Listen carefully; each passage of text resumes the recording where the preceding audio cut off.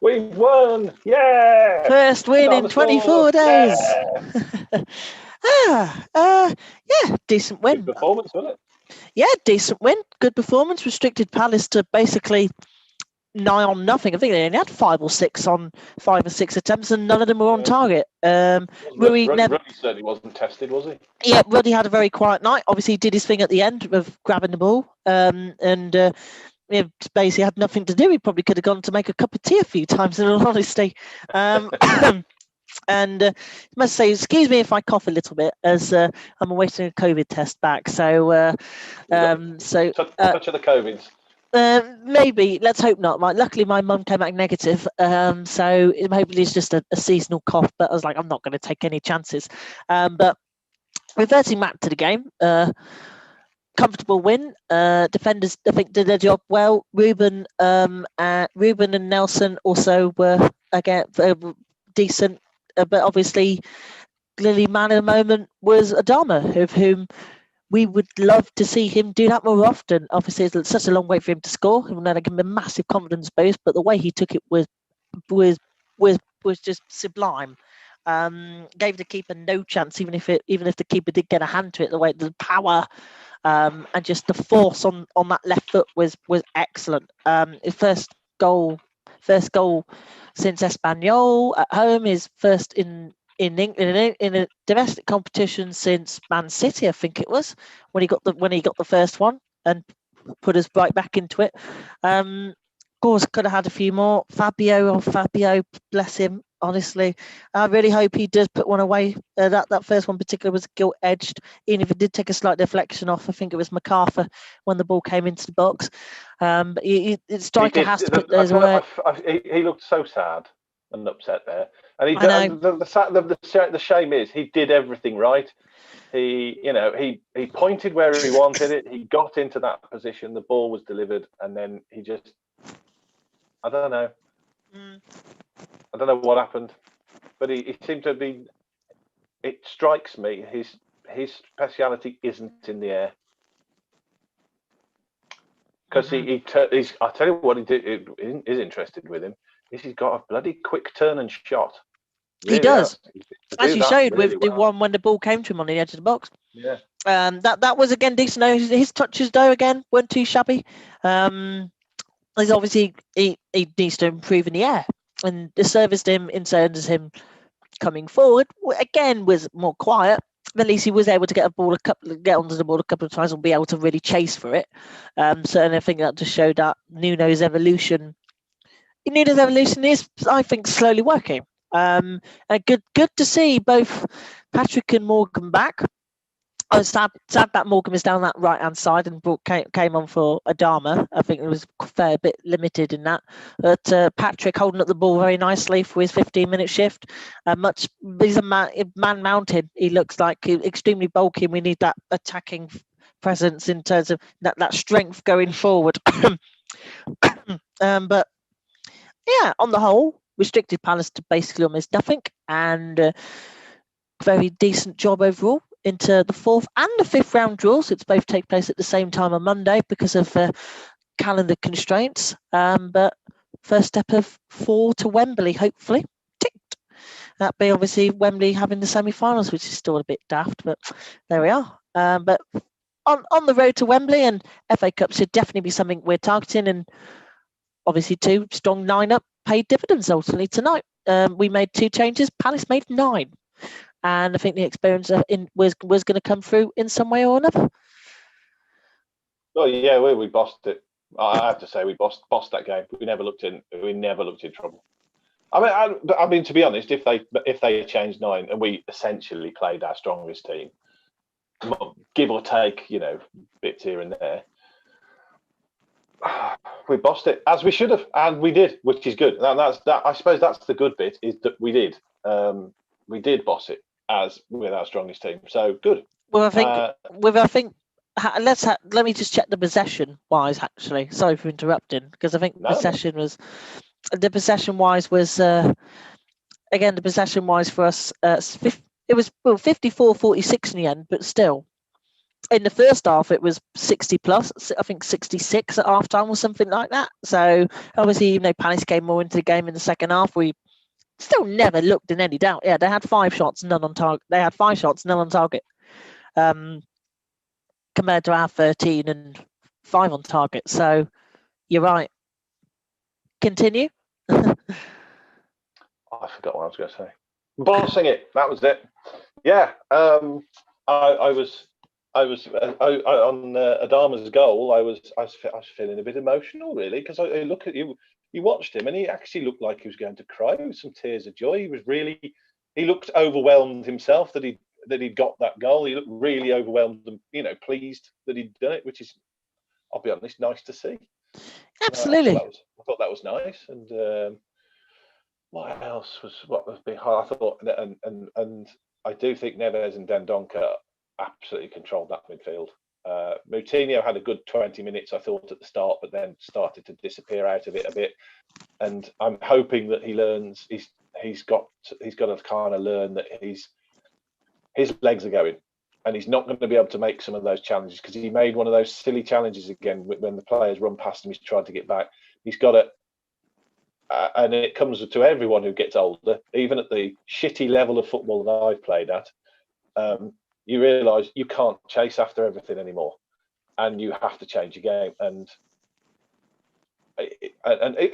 because everything else is still there, it's just he's got to realise that sometimes he's not going to get there. Otherwise, he's going to give away some really bad. He'll give away another penalty or something. Dodgy. Yeah, well, yeah, absolutely. As was the case of last week. Or even get sent off as well, because he'll just tot up the fouls. The defence didn't look particularly troubled. Well, they didn't get troubled, let's face it. I mean, they didn't really even get through. To be honest, that's how well the midfield, I thought, played, is that it didn't get through to the defence. It pretty much was stopped. I mean, I think if you are going to play Moutinho, then the role that he was in tonight as the furthest forward is the one to play him in, because then you're not relying on him to be making those challenges as much, because you'll have Neves and Dendoncker. And again, Neves, absolute masterclass in the defensive midfielder. Absolutely, I know. I watched him very closely on some of them. He's anticipating stuff coming through.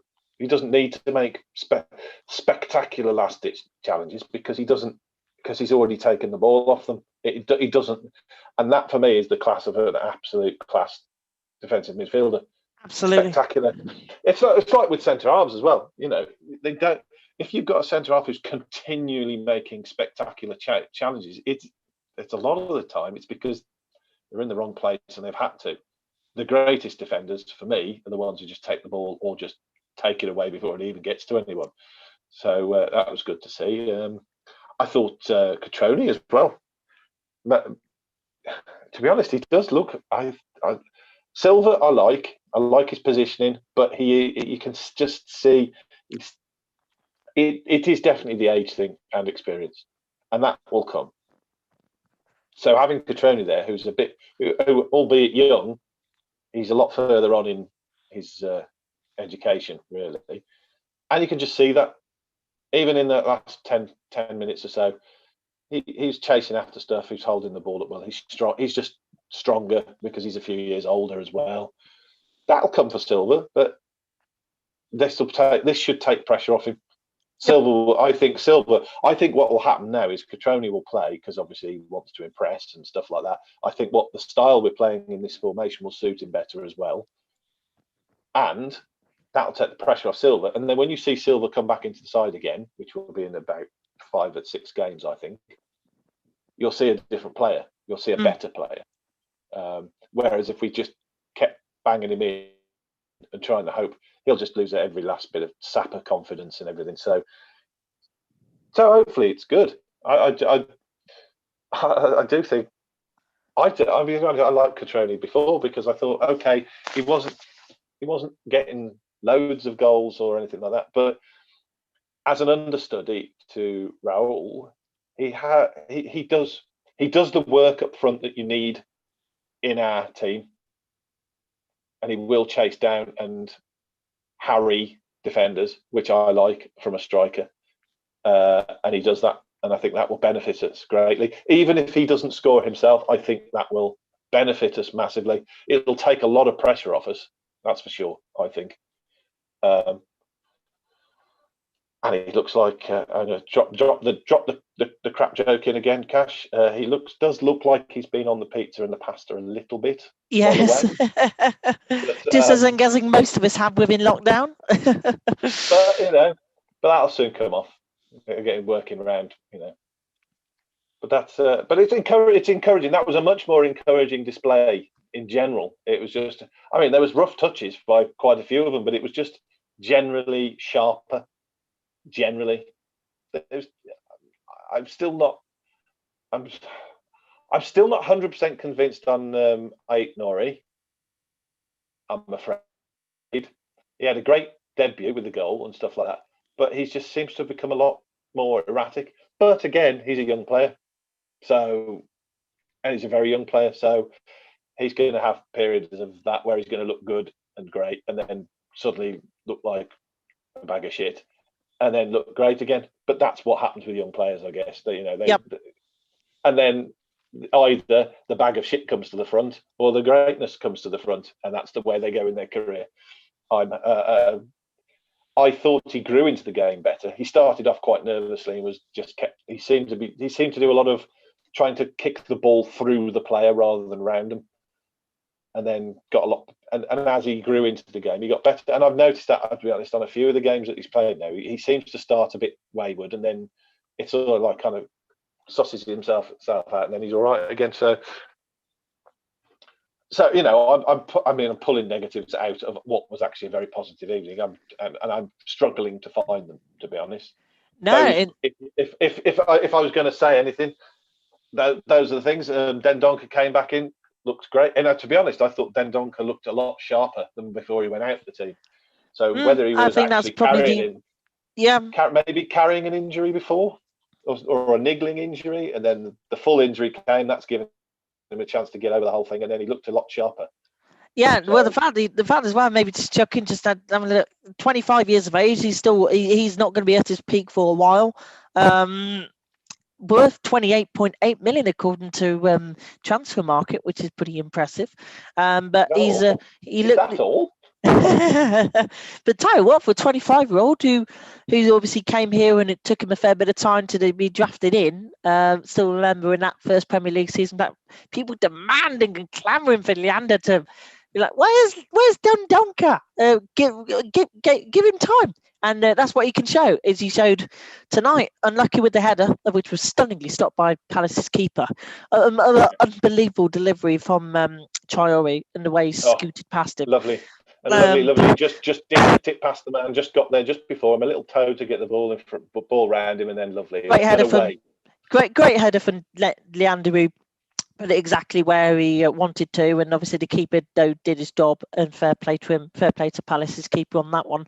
But yeah, it looks much sharper, and I think that's what maybe injuries will do. I think hopefully it'll be kind of the same with Johnny and the others. I'm really looking forward to Johnny coming back, because he's one of my favourite players. For me, he was consistent, and I think prior to Rhule's injury, I think he's definitely the player we've missed the most. Absolutely. Really I think he makes us work as a team, because despite being a wing back, he's also like the box to box midfielder that everyone wants. Yep. So I'm hoping he comes back in the same way. I really do. Absolutely. But again, that's what injury. I suppose injury breaks, I think, also are good to be able to recuperate and then be like, how can you improve on your game?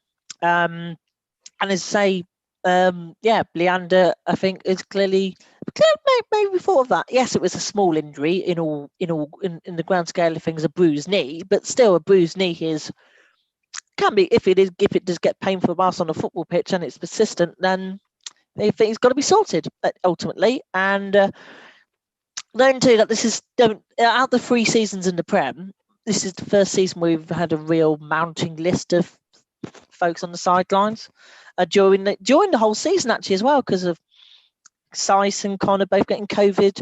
I think a few others obviously picking up maybe the odd illness and obviously the injuries. Since Rao obviously getting slammed in the head, at least though he's back in light training, which is phenomenal stuff. He's in a very light stages. He's back in the very small stages of which, understandably, taking time. But that's why I'm glad that we have brought Patrick back. And as mentioned, I think the bulkiness and the just the way he's able to bring down the ball and hold up the ball, and I think he made a good run, made a couple of good runs. Knocked in a nice cross as well for someone. I can't remember where. Indeed, yeah. And I'd like to say, but someone phoned me up halfway through the game, and I was trying to watch the game and talk to them. Oh, Joyce. But so I was like, yes. So I noticed, I saw him make a lovely crossfield ball, and I can't remember who went to because I was, as I say, on the phone. Sorry. So that happened. But certainly happy here in Bod Towers. Oh dear, Cash, you have become silent. Let's play a game of guess what Cash is saying. He's saying, I think my microphone is off. Can you hear me now? There we are. That's there better. We go. There he is. He's back. I had to readjust it because this got tangled a little bit. But yeah, one thing that hasn't helped, one thing that definitely did not help Patrick in terms of his loan spell was he barely had any time on the pitch. I think he had, I think his ultimate playing time is basically worth 3 or 4 games, 3 or 4 whole games tops. And apparently his 3 of his 4 goals came in 3 games in a row, and that was at the start of his spell. But then after that, he then was dropped to the bench more off, basically. So if he can get regular and consistent playing time, it's exactly what he needs. And I think with how we're evolving and how obviously Nuno has changed his setup and how comfortable we look tonight, and the fact we were able to come forward and had chances, we had several of them, could have been 3 or 4 another night. I think he could really make an impact this season. And still I'd start him in the next game. Yeah. I'd start him from the start. I'd start him with the start, and with Neto and Traore on either side of him, I think that would be indeed. Great. He is only 23 as well. Remember, he is still just like Fabio, young. He is a youngster of whom I hope we are able to keep and develop and nurture and have those two as the maybe ultimate successors to Raul when in say 5, 6 or 7 years time or whenever. But it's it's only 23. If we can get that surface into him, we're say with his muscle and with his height, I think he could hopefully do some damage. And I'm sure he'll hopefully help. I'm sure he'll hopefully help Fabio with his heading too. And anyone who can help Fabio with his heading would be great because it is. I don't know. I think it may be just a rush of blood to the head. He's very young. It's like, oh, this is my first goal, and then he's thinking about that before he's actually scored it, and that I think it's just that level of concentration will come from as he gets older. He is, like I say, he's 18. He is a young player, a very young player, and he did look quite upset with himself as well. He knew what he missed, and he was very frustrated. So I hope it doesn't get to him too much. He's got to be which is another thing he's going to end up having to learn is you're not going to score every chance, and you've got to not dwell on it and move on. Because if he dwells on it, it'll affect his career, and you just got to learn to go. Yeah, it happens. Move on. Exactly. Yes. And the fact that, again, the pressure in the way on his shoulders, 35 million quid, which he could do nothing about in terms of the price, and him having to step in for the menace of Raul, I'm sure was probably affected him. But hopefully with another striker, will hopefully make him raise his game, actually, I think, as well. I would put out I think my first of maybe a couple hot takes is that Fabio's game will grow with Patrick being back. Yeah. And that it will be a very interesting battle in terms of getting into the side. Or maybe if we had, say, two up front, both could play, and obviously I think we're much more potent trying to go forward. Clearly, I think as well, whenever Gibbs White appears, he should not be put on the wing, as was tonight. Use that cam role, because as he showed in that first season, as you said in that first season, on those several occasions, it can be extremely effective. Well, I'd like to. I'll be honest. I would have liked to have seen him come on for Moutinho in that position. Yeah, I would have liked to see him, because he like you say, that's where he's shone in the past. That's where he's shone for England. It's that sort of role. And that's how he scored the goal in the under-17 World Cup final. I don't see him as a striker personally. I certainly not in a forward role. However, behind them, unlike before, we weren't really playing with that sort of player. So now we are going to need a player playing in that sort of position when we're playing with four. Get him in there. That's where he's shone in the past.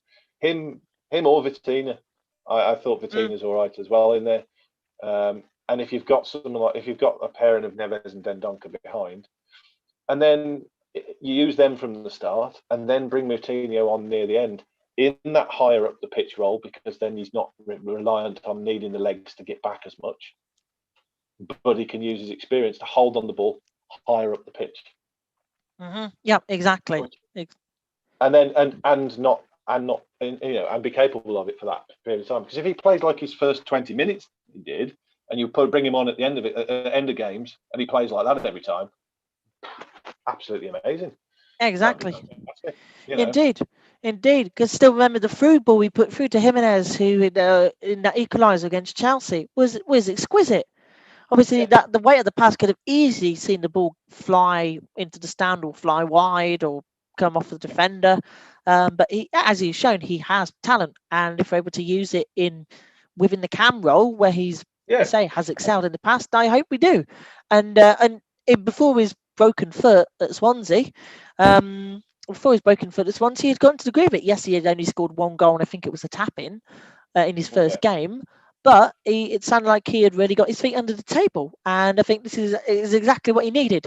Obviously, gutted that he obviously had his injury, but he's back at Wolves in such a interesting situation, in the kind of unique situation where there's a global pandemic raging, everyone is on edge, and we've just got a mounting injury list. And he's hopefully here to help the squad. So fingers crossed to him. Good to have him back. Good to have Patrick back, and I think they'll slot in and do a job. And it's exactly, I think, what we need. And again, it's more people, it's more attacking players in, considering the number of attacking players we've had during the campaign up until now. But yeah, it does help just having those couple of players available. Those couple coming back, just having them available, just makes things feel a little bit easier. And now, obviously, Dendoncker not being injured anymore, and a couple of the others got injured, and then suddenly you just start to look at it and go, at least we can change it, or we can do this, or we can do that, without having to think, oh God, are they going to be able to step up? Are they going to? You can put some people with a bit of experience. Even Cutrone and Gibbs White have both got experience. They may still be young, but that actual top level experience they've actually got, which is different. They won't be as overwhelmed by it because they've already been through that bit. Yep. So it's more normal for them. So that's good. It's nice. Indeed. It's a nicer feeling. It doesn't feel quite so desperate, and it does. It also helps us if we are thinking of recruiting. We can go out and recruit at our leisure if they play okay, and people can't turn around and go, well, we go, you need a striker. We've got a striker, but do we want to let him go? Yes. We can just go, no, all right, see you then. Yes. You don't have to get held to ransom at all. So. Exactly. Just to say, who would we want in, say, the fourth round? The fourth and the fifth round draws were on Monday. Of course, it would be nice sentimentally if Chorley could beat Derby tomorrow at 12:15. Can we have Chorley, please, and then go and then we can then we can absolutely obliterate in 7-0 and put it to rest then. Yeah, then the joke of 87 can officially be put to bed, or 86, 87, whenever it was. But when the 7 million Wolves fans watched, surely that standing joke is something in which kind of it puts a gets small higher. smile on my face. It gets higher every day, every time. The number of people. Yes, the number of people who say that is a bit annoying, I must admit, but it still kind of puts a smile in the senses of everybody proclaiming to. It is a good one. It is a good one. Even if obviously the result was absolutely horrific and summed up Wolves at the time, of being a bit of a mile in the late 80s. I suppose otherwise in the draw, I probably prefer someone who we're a bogey team to, as opposed to us pulling a bogey team out. So I actually don't know who we're a bogey team. There's a fair few championship ties. Although we're kind of not a bogey team against City, as we've shown. No. As we showed obviously last season. There's a fair few, all obviously EFL ties and whatnot. See, I always used to think that we were a bogey team to Burnley. Always used to be in the Championship anyway. And now now Burnley are our bogey team. Yeah. See, I wouldn't mind drawing Huddersfield, so we can beat them. Yeah. Because we never beat Huddersfield. Who have Huddersfield got tomorrow? Let's have a look. As I'm on the page. Someone's going to post something and tell me that, well, yeah, we have actually beaten them loads of times. Huddersfield, and obviously try and put the 2 defeats to bed. They've got Plymouth Argyle at 6 o'clock tomorrow. They've got Plymouth at 6 p.m. tomorrow. No one who's got a bone to pick with us. Bristol City, not Bristol City. Don't want to play Bristol City. So they got a bone to pick with us with their Bennett goal and all that. Yeah, and then obviously beat them in the 5th round in 19 as well. Maybe if Boreham Wood could beat Millwall, we can then hopefully tank them in the 4th round.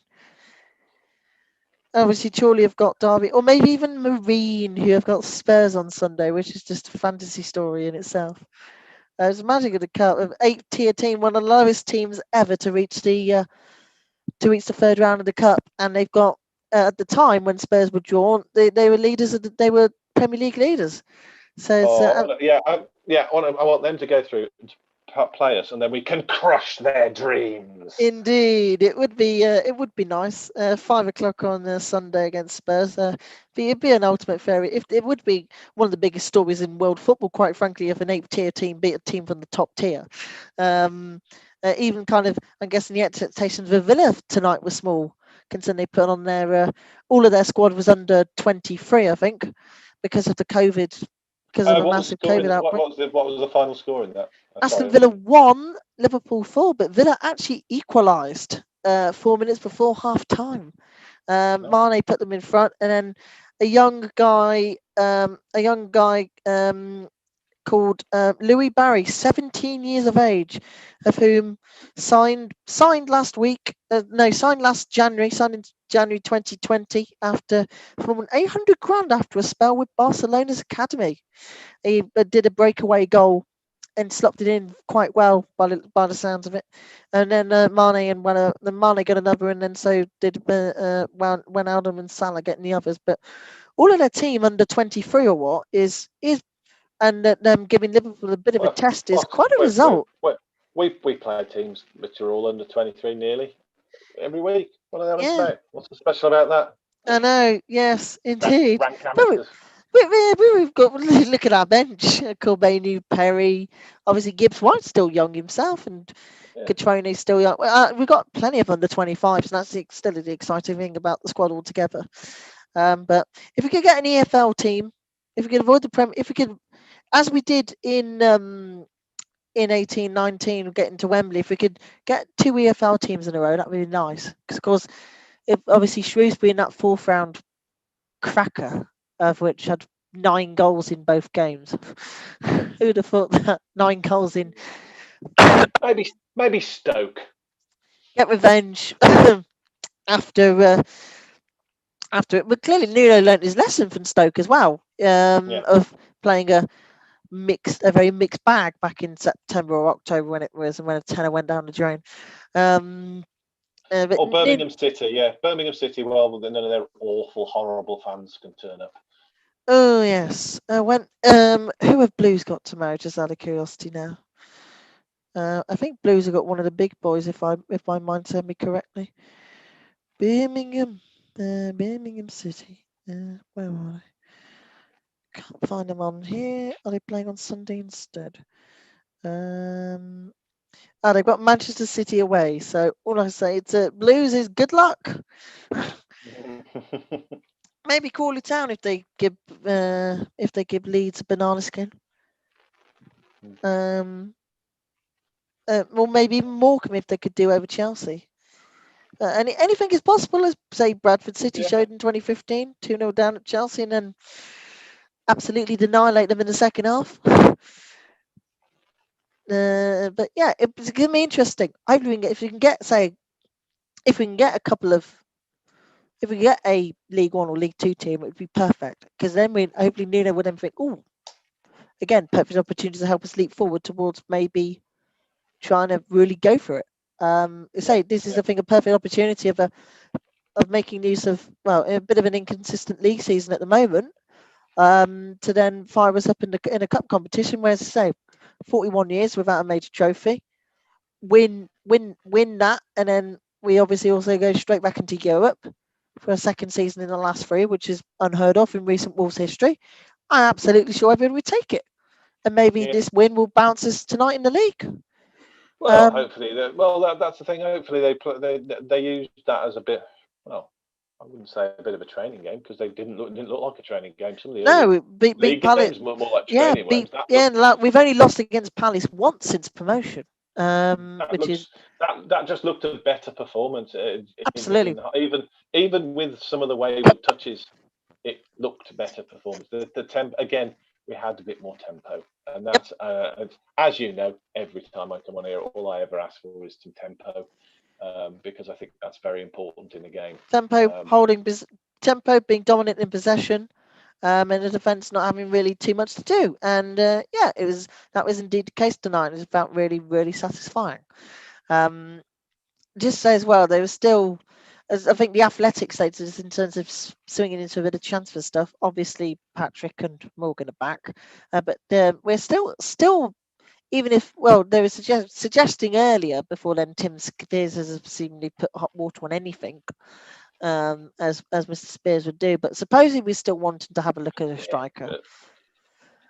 Well, he did say that Cutrone was not coming back, and then Cutrone was back 2 minutes later. So indeed, same with kind of the Ruben Neves deal. Another one of those sort of smokescreen type proclamations.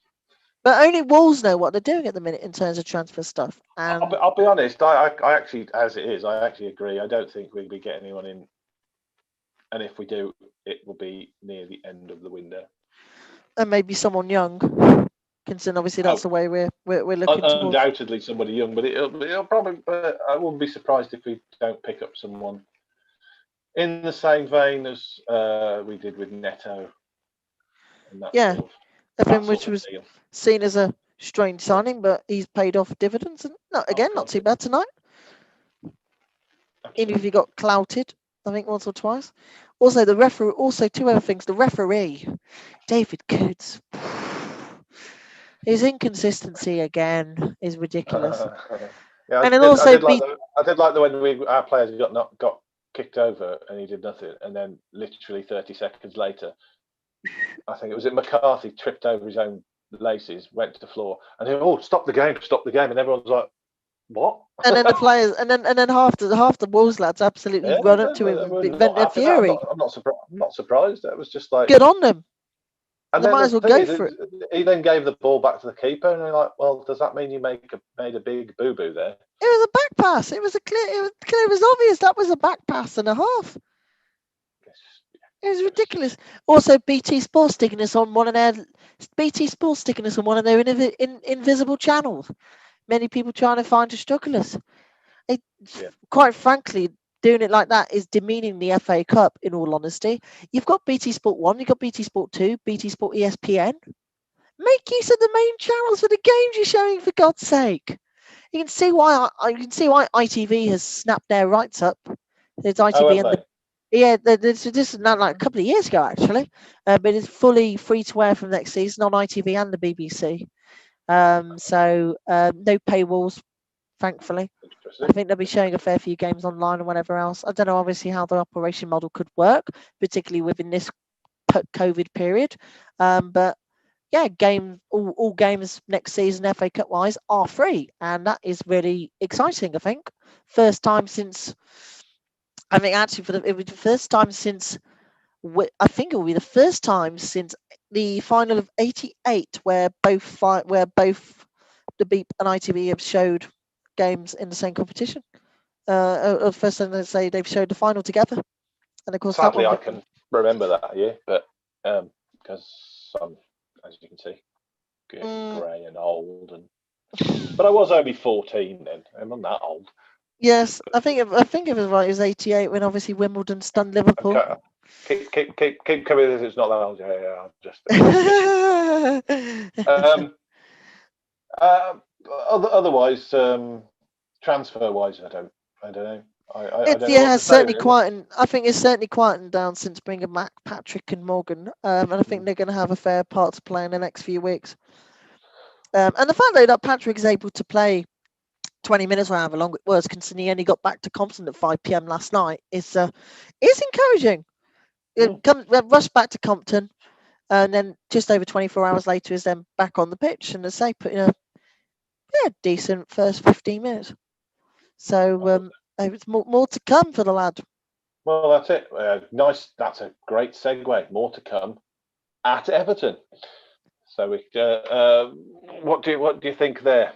Is it home or away, Everton? Let's have a look. So I think it is home. Yeah, quarter past 8 on Tuesday. Yeah, because there's gonna be another late one.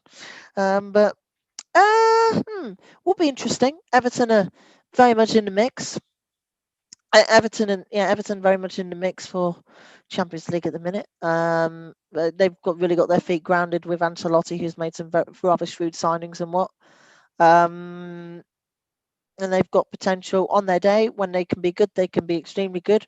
But as shown kind of with us, they can also have games where they blow very much hot and cold. And as we showed at Molineux last season, beating them 3-0 was a real pleasure.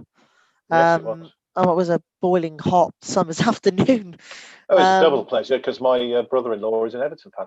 So I know the leader of the city of Wolverhampton Council, I think, is an Everton fan, if my mind serves me correct. But it's and I know a couple of other Everton fans, I think. But it would be interesting. I think hopefully this one will give us a bounce. Very comfortable against Palace, and if we could play a strongest team and be in that kind of formation where we're able to get on the ball a fair bit, I think we could do them. And even if it may sound daft, I would be happy with a draw, knowing how good of an Everton side that Ancelotti has slowly built. I would very much be happy with a draw, and at least we're scoring again. I say just a win for me. But of course, it'd be nice to win with. I'm like that every time, so. No, fair enough.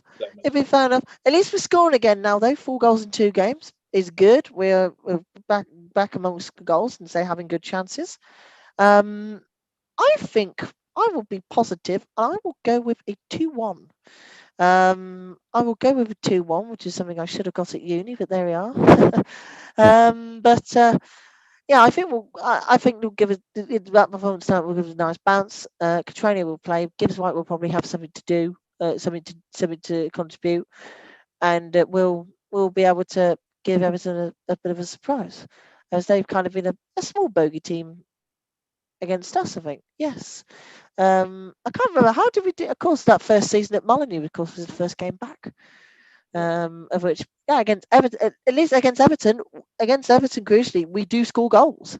First one. Well, my hot take for this episode is hot take. Get Catroni in your fantasy football team. He will score a brace against Everton. That's a shout. And no, we score goals against Everton. We do, with 2 at home. I think we scored 8 against them. We scored 2 at home in that very first game back in the Prem. August 18, which feels like a million years ago, but and also still kind of feels like yesterday. 3 away at Goodison Park when we beat them 3-1. Twice in that 3-2 defeat. Where we had that rocky start to last season, and then obviously 3 at home again last season. So we do when it's us against Everton, there is guaranteed goals. And that is extremely. Hopefully, we can carry that on. And well, yeah. So yeah, two for Catroni, and I think we'll win 2-0. And if Patrick is able to do what he did tonight in his 15 minutes, and if he gets a service in, could be quite a fruitful one. And if it would be great, if it is. And I think it may put a few people's minds at rest. Still remember again, he's only 23 or 24. I think he's only still only 23. Came, I think it was £18 million or whatever else from AC Milan. So again, coming from the Rosinette and the San Siro to a completely different environment, no doubt probably speak to him a little bit. Yeah, well, be overawed stepping up to such a great place. That's the difference. Absolutely, and at least those second goal, slums of Milan to the realms of Tetnal. I think it's where most of the players live in Tetnal. It's marvelous. It's marvelous. But I think that massive step up. It probably overwhelmed him for his first few periods, and being farmed back out again. And to be honest, his form might not have been great while he was out. Although, but if you just stepped up and then had to step back down again, well, what do you think is going to happen? Yeah, exactly. Why he comes on tonight and looks like looks like a player again. It's because he's back. It's because he can't believe his luck. And the fact he's been such an amazing place. And about 28, 29 hours after coming back, being whisked back to Wolves, he then is able to get onto the pitch.